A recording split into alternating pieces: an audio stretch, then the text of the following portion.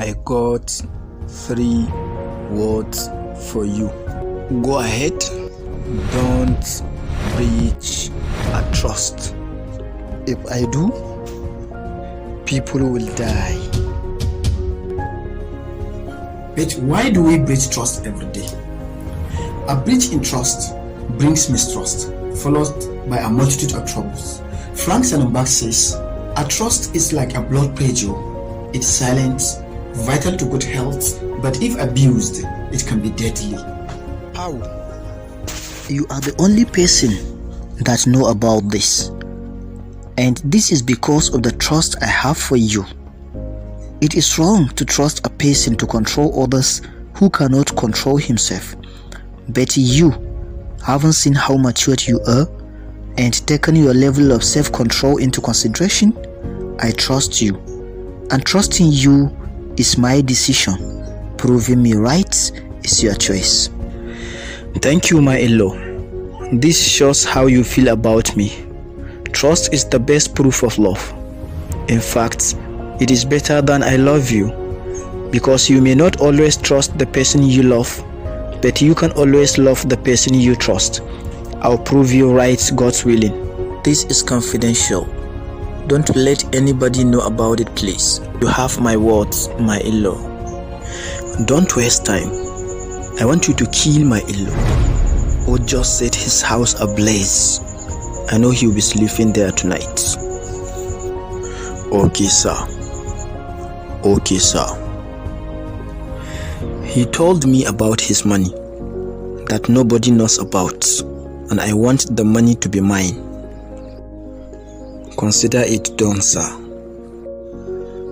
After 2 weeks of his demise, you could then kidnap his eldest son and ask for 50 million naira as ransom.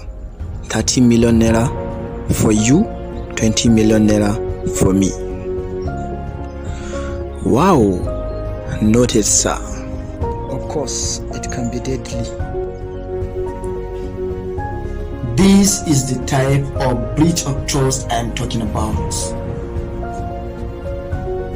When you trust a person completely without a doubt, you will either get a friend for life or a lesson for life.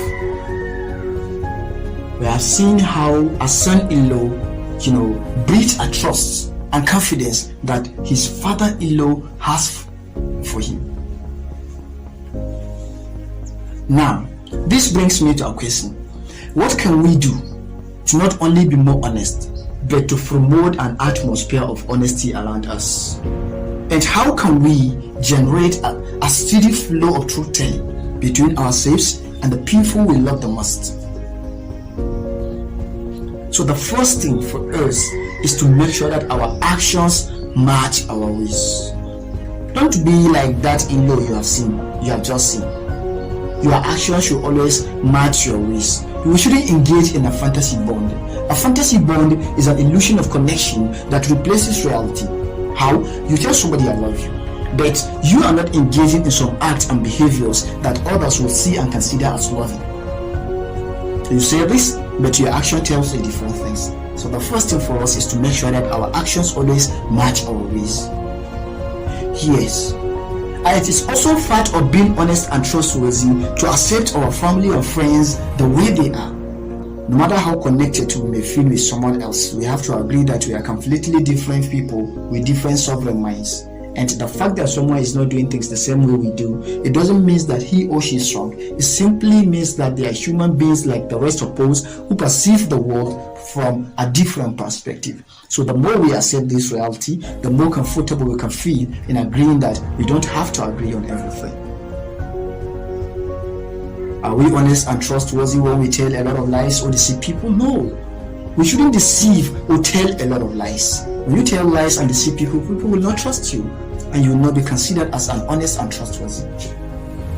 Are we honest and trustworthy when someone tells us a secret and we went ahead to expose it to a third party? No.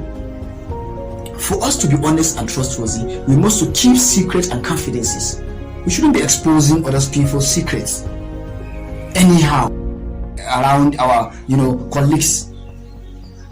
let them hear it from the person that tells you. It is part of being honest and trustworthy to be so. And we should also be honest and trustworthy around everyone, not just our nearest and dearest.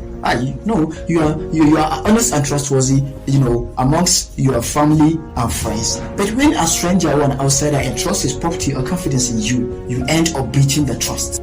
So there are a lot of things that we know that we are doing wrong. But why can't we force ourselves to change it? You can change it.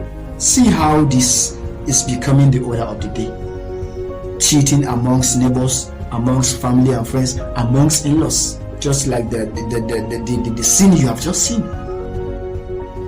Being honest and trustworthy is admirable and desirable. It's a trait other people look for in a person, and it's also a confirmation that you are reliable, supportive, and honest.